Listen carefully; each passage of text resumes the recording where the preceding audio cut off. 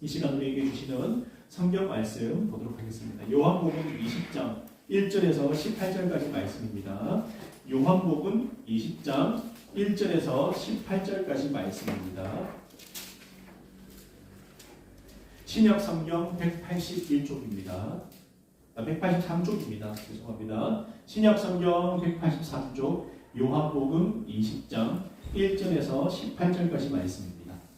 찾으셨으면 우리 함께 교독하도록 하겠습니다.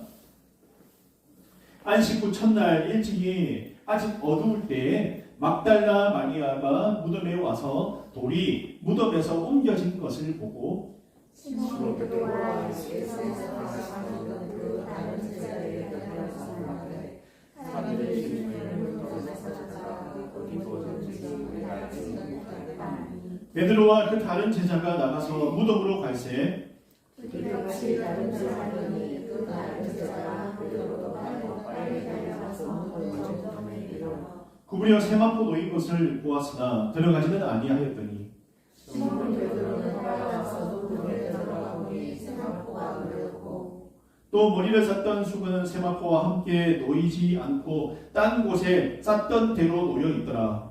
그때에 무덤에 먼저 왔던 그 다른 제자가 들어가고 물어보라. 그들은 성경에 그가 죽은 자 가운데서 다시 살아나야 하리라 하신 말씀을 아직 알지 못하더라. 이에 두 제자가 자기들 집으로 돌아가니라. 마리아는 무덤 밖에 서서 울고 있더니 울면서 구부려 무덤 안을 들여다보니 이로는 천사가 예수의 시체에 있는 곳에서 하나님 머리를 발견하였다. 천사들이 이르되 여자여 어찌하여 우느냐 이르되 사람들이 내 주님을 옮겨다가 어디 두었는지 내가 알지 못함이니이다.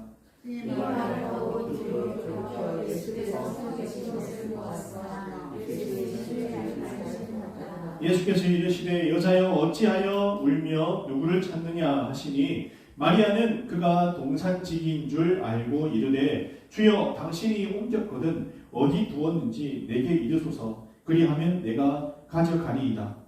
예수께서 알아야 하시거늘 마리아가 돌이켜 그들이 말로 반가운 미안함이 예수께서 이르시되 나를 붙들지 말라 내가 아직 아버지께로 올라가지 아니하였노라. 너는 내 형제들에게 가서 이르되 내가 내 아버지 곧 너희 아버지 내 하나님 곧 너희 하나님께로 올라간다 하라 하시니 막달라 마리아가 가서 제자들에게 내가 주를 보았다 하고 또 주께서 자기에게 이렇게 말씀하셨다 이르니라. 아멘. 이 시간 내가 주님을 보았다라는 제목으로 우리 함께 말씀 보도록 하겠습니다. 우리가 믿는 이 기독교가요 2000년 동안 무려 2000년이 넘는 이 시간 동안 지금까지도 왕성하게 예수 그리스도 복음이 이렇게 전해지는 이유가 뭐라고 생각을 하시나요? 예수 그리스도 하면 복음이잖아요. 예수 그리스도 하면 십자가. 이것이 지금까지도 왕성하게 전해지는 이유가 뭘까? 한번 생각해 보셨습니까? 네. 제가 질문하면 아마 이런 대답들을 할 것 같아요. 우리 기독교는요 사랑의 종교라고 하잖아요. 그러니까 사랑이 넘치니까 지금까지 잘 전해진 게 아닐까요? 이렇게 말하기도 해요. 그리고 어떤 사람은 뭐라고 하냐면 섬김의 종교잖아요. 기독교는요 섬기는 종교니까 그리고 이 땅에도 우리 선교사님들이 많이 오셔가지고 병원도 많이 지으시고 또 불쌍한 고아와 가구와 힘든 사람들을 돌봐주고 학교도 많이 짓고 그렇게 이 땅에서 보냈지 않습니까? 이런 섬김이 있으니까 기독교가 부흥한 게 아닐까요? 생각하기도 합니다. 또 어떤 사람들은 아픈 사람이 낫는 것도 제가 봤고요. 벙어리가 말도 하고 참 어떤 목사님이 기도해 주니까 낫기도 하고 이런 일들이 많이 일어나서 기독교 복음이 잘 전해진 게 아닐까요? 다양한 이야기들을 합니다. 여러분 그러나 제가 생각하기에 이런 다양한 중요한 이유들이지만 단 하나 다른 종교들과의 차이점을 확실히 보여주는 것이 하나가 있는데 뭐냐면 오늘 말씀에 나오는 예수님의 부활이에요. 부활이 있었다는 사건이에요. 죽은 자들 가운데 살아나신 예수님의 이 부활 사건이 있기 때문에 지금 우리가 이 자리에 앉아서 하나님 앞에 예배드릴 수 있게 되었다는 사실이에요. 부활이 없으면 예배도 없어요. 부활이 없었으면 예수님을 굳이 우리가 섬기고 이렇게 예배할 이유가 없어요.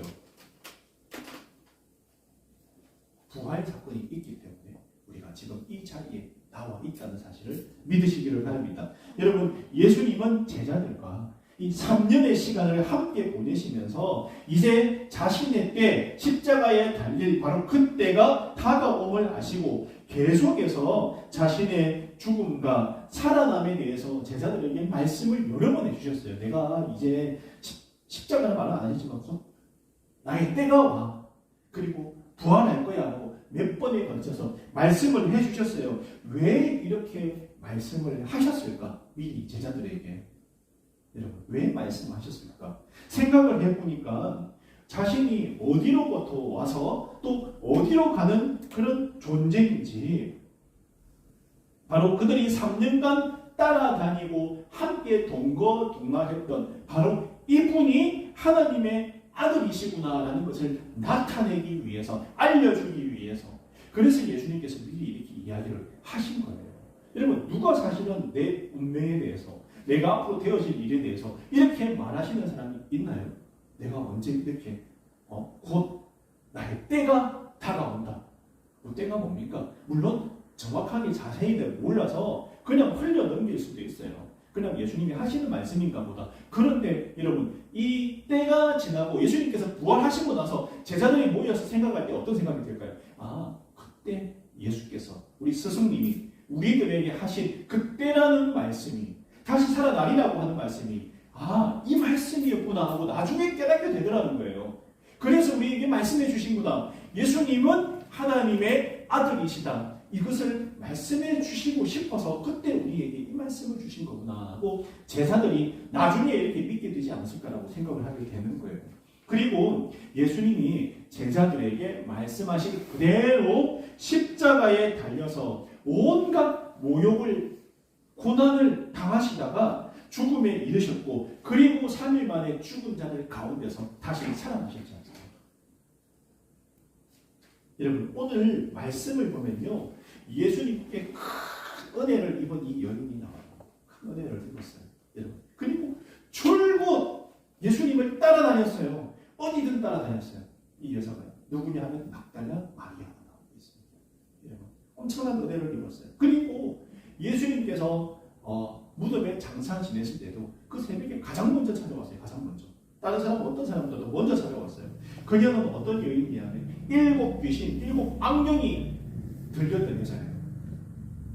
한 마리 귀신도 아니고 악령도 아니고 7 악령이 들어와서 사람을 미치게 하는 거예요. 제정신이 아닌 거예요. 완전히 악령 들린 엄청난, 어떻게 보면은 고난 내에 고난 속에 살아가는 그녀인데 예수님께서 내주사 주셨어요. 그리고 그녀는 정신이 돌아오고 완전히 온전한 삶을 살게 되고, 여러분, 그리고 예수님의 발에 3번이나 향유를 부은 여인이에요. 3번이나. 왜 향유를 부었을까? 너무 감사하니까요.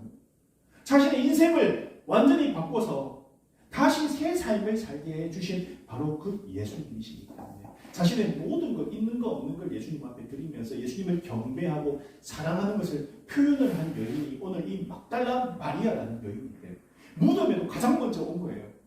여러분, 너무 사랑해서 온 겁니다. 그런데 갔더니 어떤 일이냐니까 예수님 보고 싶어 갔어요. 그런데 무덤을 막아놓은 그 앞에라도 가고 싶어 갔는데 돌이 굴려져 있는 거예요. 여러분, 이 유대인 무덤을 보면요, 사람 키만한 이런 돌이 막아놨어요. 구멍을. 우리 한국은 이 무덤 문화가 좀 달라요. 이 굴을 파서 거기다가 시체를 제마파로 사서 안장하고 돌로 막아놔요. 그리고 돌을 이렇게 임봉을 합니다. 임봉. 아무도 열지 못하게. 그런데 그 돌이 옆으로 비켜져 있는 거예요.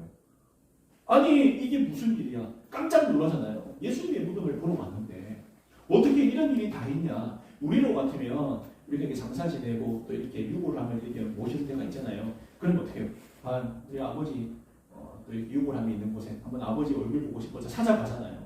아마 그런 마음으로 예수님 보고 싶어서 찾아갔을 겁니다. 그런데 이런 일이 벌어진 거죠. 2절을 한번 보겠습니다. 시몬 베드로와 예수께서 사랑하시던 그 다른 제자에게 달려가서 말하되 사람들이 주님을 무덤에서 가져다가 어디 두었는지 우리가 알지 못하겠다 하니 여러분 베드로한테는 얘기를 한 거예요. 마리아가 돌 굴려간 거 보고 너무 놀래가지고 그 베드로와 제자 한 명이 따라온 거예요. 이게 무슨 일인가 싶어서 그 2절 말씀이에요. 사랑하는 제자 한 명이 와가지고 보니까 뭐라고 하냐, 주님을, 중요한 게 절 9절에서요, 주님을 무덤에서 가져다가 어디 두었는지 우리가 알지 못하겠다. 이게 무슨 말입니까? 그 훔쳐간다는 얘기예요. 뭐야, 예수님 시체가 어디 간 거야 대체? 시신이 없는 거예요. 보니까 너무 놀란 거예요. 이런 얘기하면 여러분 이런 의미를 담고 있는데 뭐냐면 예수님 곁을 줄곧 함께 했고 끝까지 예수님 곁을 지켰던 이 마리아도 예수님과 3년간 동거동락하고 함께 살았던 이 제자들도 이 빈 무덤을 봤잖아요. 이 세마포가 흩어져가지고 그 자리에 있는 것도 보았잖아요. 그러면 오늘 무슨 생각을 하고 있습니까? 누가 예수님 시체를 가져갔어? 이 생각을 하고 있는데 그 전에 예수님께서 아까 뭐라고 하셨어요? 내가 죽고 살아나리라고 말씀을 해주셨는데 그 생각은 단 한 명도 하지 못했다는 거예요. 빈 무덤을 보고 예수님께서 그때 말씀하셨잖아. 죽으시고 살아나겠다고. 진짜 살아나신 건가? 우리가 볼 때는 믿음으로 가면 이렇게 해야 되잖아요. 예수님 살아나셨네. 그런데 누가 훔쳐갔지? 이러고 있는 거예요. 여러분, 그 상황을, 그 무덤 안을 들여다봤을 때 믿음의 눈으로 우리가 봐야 된다고 우리가 생각하시는데 제자들은요, 그럼 현실만 보는 거예요. 그 현실을 보는 겁니다. 근데 사실은요, 여러분 우리가 생각해보면 이 부활 사건이라는 걸 생각해보세요. 우리 사람이 이성으로 생각을 하면요, 사람의 지식으로 생각하면 이게 말이 돼? 에이, 말도 안 돼, 거짓말이지. 이렇게 생각해요. 이성으로 생각하면 안 믿어져요. 이게요, 여러분. 도저히 이해가 할 수 없는, 아니 죽은 지 3일 된 사람이 어떻게 살아나요? 이게 말이 돼요? 안 믿어져요. 상식적으로 생각하면요. 그런데 믿음은, 신앙은 상식이 아니에요. 세상의 눈으로 상황을 바라보면 이해가 안 되는 게 너무 많아요. 신앙생활하는 가운데. 그런데 우리 상식과 우리 지식으로, 우리 경험으로는 이해가 안 되지만 하나님의 역사하심과 하나님의 인도하심이 있으면 이해되는 일이 있다는 사실, 그것을 믿는 것이 믿음이라는 사실을 꼭 마음에 새기시기를 바랍니다. 오늘 제자들과 이 막달라 마리아가 그 상황을 보았을 때 너무 당황스러워서 누가 훔쳐가지 생각할 수 있어요. 그런데 기본적으로 예수님께서 해주신 말씀을 기억을 했으면 아마 이 상황을 조금 달리 보지 않았을까라는 생각을 하게 되더라고요. 여러분, 예수님께서 부활하신 후에 만난 제자들 가운데 가서 도마에게 몸을 보여주신 이후에 의심하는 도마에게 뭐라고 하셨냐면, 너는 나를 본고로 믿느냐? 보지 못하고 믿는 자들은 복되도다 하시니라. 이렇게 말씀을 하셨어요. 눈에 보이는 것만 쫓고 눈에 보이는 것만 지식이나 진리라고 생각하고 눈에 보이는 것만 맞다고 생각하는 것은 옳지 않다. 오히려 내가 눈에 보지는 못했지만, 내가 직접 내가 경험하지는 못했지만은 그래도 하나님 믿습니다라고 말하는 것, 믿음을 주옵소서라고 말할 수 있는 것, 그것이 축복이고 그게 복이다라고 이야기하고 그게 믿음이라고 말씀하고 계신 거예요. 여러분, 여기 있는 저와 여러분들 예수님 본 적 있나요? 만난 적 있어요? 실제로 앞에서? 없어요. 그런데 믿어지세요? 믿어지잖아요. 믿잖아요. 저도 예수님 부활 믿어요. 십자가에 달려 고통당하시고 제자들과 함께 3년을 동고동락하시며 안전뱅이를 일으켜 주시고 죽은 자를 살리신, 그리고 무리를 걸어가신 그 예수님을 저는 확실히 믿어요. 저는 믿습니다. 누가 뭐라고 해도 저는 믿어요. 예수님께서 이 말씀을 하신 겁니다. 우리가 예수님의 부활을 믿는다는 것은 기적 같은 일이에요. 그래서 기적의 사람들이 지금 이 자리에 앉아 계신 겁니다. 기적이에요. 믿으시는 거예요. 주님께서는 그것이 진짜 축복이고 믿음이라고 말하는 거죠. 그러니까 저와 여러분은 이미 축복받은 사람이고요, 또 믿음 있는 사람이라는 것을 믿으시기 바랍니다. 여러분, 보지 못한 것을 믿을 수 있는 믿음의 마음이 내 안에 있다는 것이 놀라운 은혜예요. 이게 믿으시는 놀라운 은혜고, 진짜 믿음이라는 사실을 우리가 감사하면서 살아야 되겠습니다. 여러분, 이걸로 우리가 천국 가잖아요. 다른 걸로 천국 가는 거 아니죠. 이게 믿어져야 돼요. 이 예수님이 나를 위해서 돌아가셨다는 것을 믿어져야 됩니다. 그게 믿음이고 우리가 하나님 나라를 바라볼 수 있는 근거가 된다는 사실입니다. 여러분 일단 저는 누가 뭐래도 믿습니다. 이 부활이 기독교를 대표하는 키워드라는 사실. 제가 아까 전에 기독교의 복음이 전해지는 이유가 뭘까요? 이 부활 때문에. 부활 때문에 전해지는 거예요. 예수 부활 때문에. 이 부활이야말로 예수님이 하나님의 아들이심을 증명하는 가장 확실한 증거예요. 왜냐하면 하나님께서 살리시거든요. 살리시거든요. 예수님이 부활하셨기 때문에 우리 또한 마지막 때에 함께 주와 함께 부활해서 함께 영원히 살겠다는 바로 그런 희망을 가지고 살 수 있는 것 아니겠습니까? 먼 이야기 같지만 나도 주님과 함께 부활할 사람이다. 부활처럼 함께 부활할 것이다 라는 것을 그 생각을 가지고 지금을 살아가는 것이 세상에 없는 아주 특별한 마음이라는 사실이에요. 여러분 우리가 뭐 죽어나고 썩어지면 아무것도 없지 그런 생각을 가지고 살아가면 여러분 어떻습니까? 희망이 있나요? 그냥 죽으면 썩어질 인생인데 그냥 뭐 내 원하는 대로 그냥 대충 살다가 그냥 내 하고 싶은 거 실컷 하고 먹고 싶은 거 실컷 먹고 그냥 그렇게 내 잘난 맛에 돈이나 실컷 벌다가 살다가 그냥 어차피 모래로 가는 거고 죽으면 끝이니까 뭐 아무것도 없으니까 죽으면 끝. 여러분 어떤 희망이 있나요? 예수님께서는요 이 세상에 이 생에서 끝나는 것이 아니라고 말씀을 분명히 하셨어요. 끝나는 게 아니다. 끝나는 게 아니다. 여러분 어머니 배에서 99달 우리가 이 세상을 90년을 산다고 하면 거기서 끝이 아니에요. 2생과 1생과 2생과 그 이후에 3생이 있다는 사실을 믿으십니까? 3생이 있어요.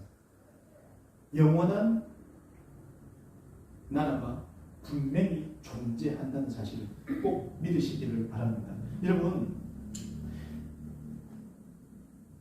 그리스도인이 세상과 삶을 바라보는 눈이 세상과 다를 수밖에 없는 이유가 바로 우리가 부활하는 영원히 예수님과 부활해서 영원한 하나님 나라에서 살 존재들이기 때문에 그래요. 여러분 세상과 다를 수밖에 없잖아요.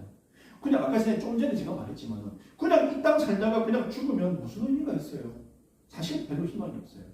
세상 살다가 암 걸려 죽을 수도 있고 아파서 죽을 수도 있고 사고로 죽을 수도 있고 내가 어떤 일을 당할지 어떻게 알아요? 그러면 사람이 두려울 수밖에 없는 거예요. 삶 자체가 고통이고 두렵고 힘겨움이에요.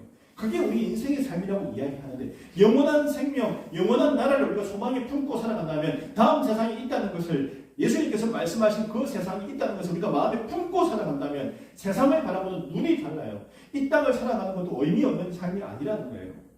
단지 내가 내 배에 불리고 단지 잘 먹고 잘 살기 위해서 사는 것이 아니라 어떤 것이 의미가 있고 어떤 것이 희망적인 삶인가에 대해서 성경에는 말씀대로 복음을 위해서 한 영혼을 구원하는 일이 하나님 기뻐하시는 일이면 그 일을 위해서 내가 달려가고 한 영혼을 구원하고 제자 삼고 그리고 영원히 하나님 나라 한 천국의 빛과 같은 존재로 내가 살기를 원하는 그런 세상과 다른 삶을 살게 된다는 거죠. 그게 하나님 기뻐하는 삶이고 세상에 있는 사람들하고 구별된 삶이라는 사실을 믿으시길 바랍니다. 달라야 돼요. 왜냐하면 영원한 하나님 나라를 바라보는 인생이기 때문에 그렇습니다. 세상 사람과 우리는 확실히 바라보는 눈, 관점이 달라야 된다는 거예요. 여러분 어떻습니까? 나는 좀 다른 삶을 살고 계신가요? 부활을 그냥 머릿속에 개념으로만 알고 있습니까? 아니면 실제로 확실히 믿고 있나요? 내 십자가를 지고 걷는 힘든 삶 가운데서도 주님의 부활을 누리고 있습니까? 여러분, 이 세상에 잠깐 살잖아요. 이게 길지가 않은 것 같아요. 이 땅에서 사는 시간은 그렇게 길지 않아요. 여러분, 이게 전부라고 생각하지 마시길 바랍니다. 아니에요. 전혀 아닙니다. 그리고 그 다음 다가인 11절에서 14절 내용을 한번 보도록 하겠습니다. 11절 14절 마리아는 무덤 밖에서 서서 울고 있더니 울면서 무려 무덤 안을 들여다보니 흰옷 입은 두 천사가 예수의 시체에 이었던 곳에 하나는 머리편에 하나는 발편에 앉았더라. 천사들이 이르되 여자여 어찌하여 우느냐 이르되 사람들이 내 주님을 옮겨다가 어디 두었는지 내가 알지 못함이니이다. 이 말을 하고 뒤로 돌이켜 예수께서 서 계신 것을 보았으나 예수이신 줄을 알지 못하더라. 예수님께서 이르시되 여자여 어찌하여 울며 누구를 찾느냐 하시니 마리아는 그가 동산지기인 줄 알고 이르되 주여 당신이 옮겼거든 어디 두었는지 내게 이르소서 그리하면 내가 가져가리이다. 아멘. 여러분 재미있는 부분이지 않습니까? 어떻게 생각하십니까? 예수님 옆에 있는데 예수님 잡고 있어요. 그만큼 우리들이 어둡다라는 거예요. 어두워요. 오늘 막달라 마리아와 두 제자마저도 예수님이 곁에 있는지도 있는데도 깨닫지를 못하는 겁니다. 여러분, 우리가 세상 가운데서 사실은 내가 슬프고 내가 힘들고 내가 어렵고 나의 일에 빠져가지고 거기에 허우적대고 살아가면요, 우리의 삶의 고통스러운 순간에 주님께서 내 곁에 서 계심에도 불구하고 그걸 깨닫지 못한다는 거예요. 여러분, 오늘 막달라 마리아와 제자들은요, 이 돌 굴려갖고 그 안에 들어가실 때 뭐라고 했나요? 예수님 시체를 누가 옮겨가서 이미 거기부터 어두워져 있어요. 영적으로. 깨닫지 못하고. 그 다음에 또 무덤에 들어가니까 천사 두 명이 그 곁에 서가지고 왜 우느냐 물어보는데 뭔가 다름을 영적으로 깨닫고 느껴야 되는데 왜 없던 사람이 생겨나지? 이게 뭐지? 할 수도 있고요. 그리고 보니까 뒤에 예수님께서 서 계신 거예요. 부활하신 예수님께서 서 계신데도 뭐라고 합니까? 동산지기인 줄 알고 있잖아요. 동산지기. 무덤지기. 무덤 관리사인 줄 알고 있잖아요. 이런 어처구니 없는 일이 일어날 수 있다는 거죠. 예수님께서는요, 우리가 이렇게 예수님인지도 모를 정도로 영적으로 혼탁하고 무뎌져 있고 어려운 가운데 있고 세상 말로 꺼멍한 신앙 가운데 있다 하더라도 옆에서 지켜보고 계세요. 제가 하나 확실한 건요, 예수님께서 결코 우리를 포기하지 않으시는구나. 내가 오늘 보고 알았어요. 아니 사실 솔직히 말하면 뭐 이런 사람들이 다 있지? 너희들 나 몰라? 나하고 300이나 다녔잖아. 막달라 마리아야. 너 귀신 쫓아내준 그 예수님 여기 있잖아. 나 몰라? 할 수 있잖아요. 얼마나 서운하겠어요. 인간적인 생각으로 보면요. 여러분, 얼마나 서운하겠어요. 그런데 옆에 서 계십니다. 조용히 지켜보고 계세요. 여러분, 우리는 예수님 믿는다고 하면서 옛 버릇을 벗지 못할 때도 있어요. 옛날 버릇 벗지 못할 때가 있고요. 주님께서 그동안 베풀어 주신 은혜도 다 잊어버릴 만큼 너무 지금 당장 나에게 닥친 이 현실, 이 환난, 이 어려움에만 집중하여 그런 상황을 더 어렵게 만드는 경우가 없는 거죠. 예수님께서 옆에 계신데. 예수님 옆에 계신데. 그 상황에만 집중을 하는 거예요. 내 상황, 내 코가 석자네. 여러분, 거기만 몰두하고 집중하고 힘들어하는 겁니다. 위로받아야 하고 슬픈 내 감정도 중요해요. 물론 그게 안 중요하다는 게 아니에요. 그렇지만 무덤이 비어 있다는 것에만 너무 집중한 나머지 그보다 훨씬 더 중요한 부활하신 예수님이 바로 옆에 서 계신 것은 여러분 알아보지 못하고 그분의 음성을 들음에도 불구하고 설마 아니겠지, 아닐 거야 라는 마음으로 그냥 흘려버리는 이런 어리석은 상황과 선택을 하지 마시기를 바랍니다. 주님께서는 우리에게 끊임없이 얘기를 하세요. 내가 너와 함께, 내가 너를 사랑해. 힘들지? 어렵잖아. 내가 너와 함께 할 거야. 지금 절망적인 상황, 예수님의 시체를 누가 뭐 훔쳐간 거 아닌가 하는 이런 엄청난 절망적인 상황 가운데서도 예수님께서는 옆에서 나를 불러주고 계시다는 사실을 반드시 기억하세요. 우리 삶의 가장 고통스러운 순간, 내가 시리에 빠져 있는 바로 그때 예수님께서 곁에서 나를 바라보고 계시고 내 이름을 불러주고 계시다는 사실을 꼭 기억을 하시기를 바랍니다. 여러분, 이게 기회예요. 내 삶의 고통과 실패의 빈무덤, 여러분, 자기 연민과 슬픔이 이유가 되는 것이 아니라 고난과 실패를 통해서 하나님이 일하신다는 소망과 기쁨이 가득 차 있기를 간절히 바랍니다. 사랑하는 형제자매 여러분, 여러분은 빈 무덤만 바라보면서 자기 연민에 빠져 있지 않습니까? 나의 실패와 고난을 통해서 일하시는 주님을 삶 가운데 반드시 만나고 교제하고 그 주님과의 교감을 우리 형제자매들과 함께 나누시기를 바랍니다.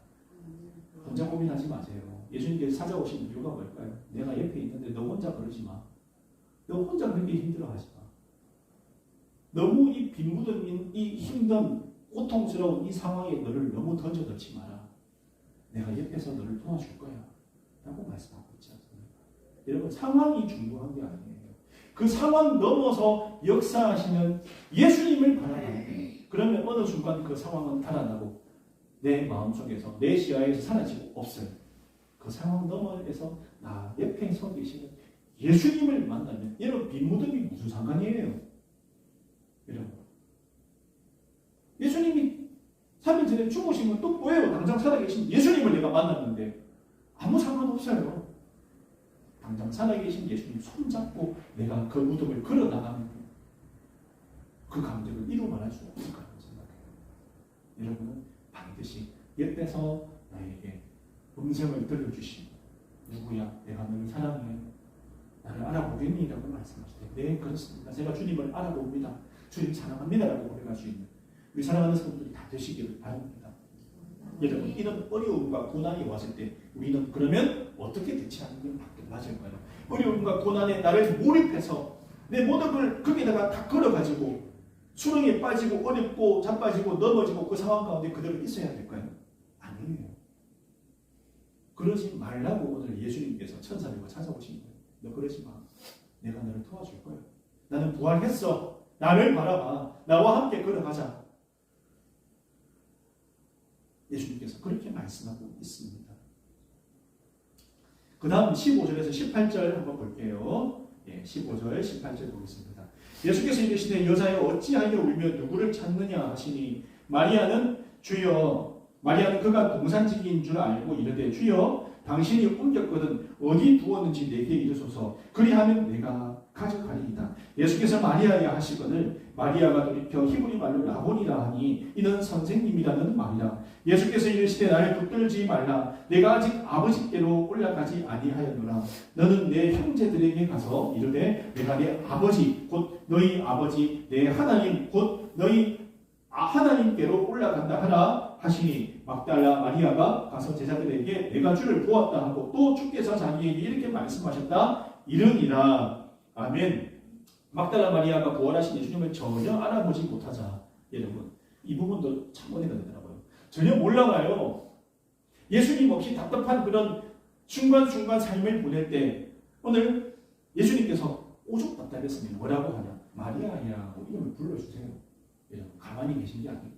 그냥 알아볼 때까지 가만히 그냥 두고 기다려주고 알아서 해라 보내주지 않으시고 마리아야 불러주세요.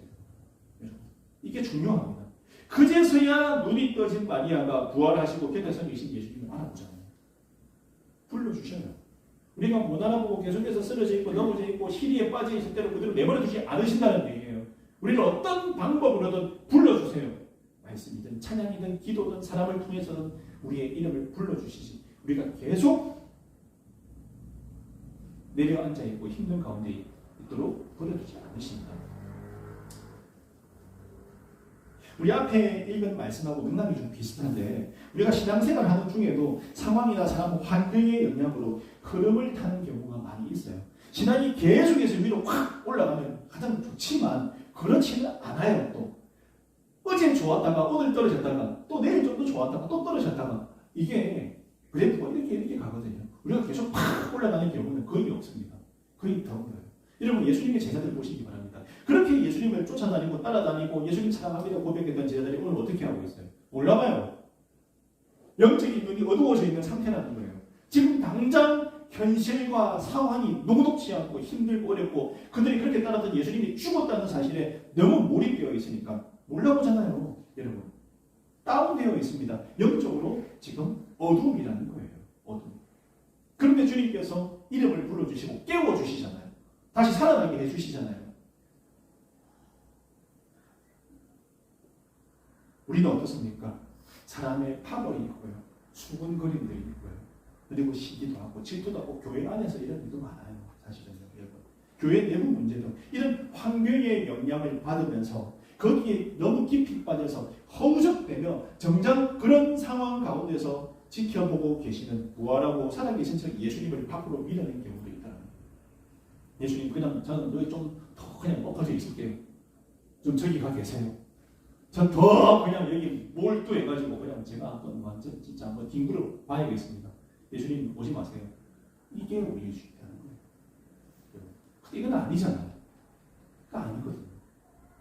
나에게 닥친 주어진 상황에 너무 빠져서 허우적대기 전에 우리는 먼저 예수님이 내 곁에 서서 함께 계시고 또 내 속에 믿음을 먼저 꺼집어내서 되새기고 믿음을 확인하는 모습을 보여주는 여러분들 다 되시기를 바랍니다. 예수님께서 이름 부르시기 전에 내가 먼저 스스로 예수님이셨네. 먼저 알아차리고 먼저 기도하고 여러분 이게 얼마나 공격적인 적극적인 믿음의 모습일까요? 저는 그래요. 여러분 시리에 너무 빠져 있으면 오늘 제자들과 같은 모습을 보일 수 있다는 사실입니다. 그러나 우리의 이런 나약함에도 예수님이 우리를 불러주셨다. 이 사실을 반드시 기억하세요. 오늘 마리아가 아마 새 힘을 얻었을 거예요. 부활하신 예수님을 만나고 어떻게 했다고 했습니까? 18절에 막달라 마리아가 가서 제자들에게 내가 주를 보았다 하고 또 주께서 자기에게 이렇게 말씀하셨다 하고 신이 나서 여러분 당장 달려가서 부활하신 예수님을 전하고 있는 모습이 나오지 않습니까? 완전 다르잖아요. 앞에 우리가 읽은 1절하고 너무 다르지 않습니까? 모습이요. 예수님께서 내 이름 불러주시고 나와 함께 하시면요 우리의 삶이 힘을 얻고요 달려가서 복음 전하게 돼요. 예수님께서 이름 불러주시고 함께 해주시니 그게 중요합니다. 내 곁에 계신 주님을 깨닫지 못할 때도 주님은 말씀으로 우리를 찾아와 주시고 내 이름을 불러주시고 부활의 증인으로서 사명을 감당하면서 살 수 있도록 도와주신다는 사실을 꼭 믿으시기를 바랍니다. 여러분 우리가 절망과 시리에 빠져서 언제까지고 허우적대로 그대로 내버려두지 않는다. 이거 꼭 믿으세요. 제가 오늘 하고 싶은 얘기는 그 얘기입니다. 우리 예수님 믿으세요. 부활의 예수님을 믿으세요. 그냥 예수님 말고 부활하신 예수님. 마리아와 제자들은요 이 부활하신 예수님을 만나기 전에는 어떻습니까? 불안에 떨었어요. 신앙의 확신도 가질 수 없었고요. 예수님을 알아보지도 못할 만큼 영적인 눈이 어두워져 있는 상황이지 않습니까? 부활을 인식하지도 믿지도 못하는 신앙이 어떤 상태인가를 보여주고 있어요. 부활을 믿지 못하는 이런 상황인 겁니다. 그러나 부활하신 예수님을 만난 제자들의 모습은 180도 달라져 있지 않습니까? 여러분, 믿음의 확신이 생기고 하나님을 바라보는 눈도 달라지며 하나님이 주신 사명감도 명확해져서 우리가 그리스도인으로서 세상 가운데 어떻게 살아가야 될지에 대해서 실제로 그 삶을 보여주면서 우리가 그 길을 가게 해주지 않습니다.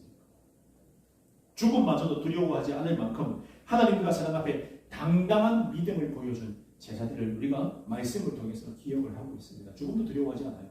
왜냐하면요, 제가 아까 처음에 얘기했지만 이 땅에서 죽고 나면 끝인가요? 그러면 죽음이 두려울 수 있습니다. 그런데 예수 믿는 사람들은요, 죽음 두려워하지 않아요. 왜냐하면 영원한 생명, 부활하신 예수님을 믿기 때문에 우리는 그 다음 생애가 확실히 하나님 나라가 우리를 위해서 예비되어 있고 준비되어 있다는 사실을 믿는 사람들이기 때문에 두려워하지 않는 거예요. 저는 확신합니다. 이 믿음으로 살아야 돼요. 부활하신 예수님을 믿을 때 제자들처럼 우리도 세상 가운데 능력 있고 힘 있게 기쁨으로 복음 전하면서 그렇게 살 수 있다는 사실을 꼭 확신하시기 바랍니다. 예수님의 부활에 대한 확신을 바탕으로 내 삶을 당당히 딛고 일어서서 살아가는 사랑하는 우리 이고 믿으시는 교회 우리 형제자매들 다 되시기를 주님의 이름으로 축복합니다. 아멘.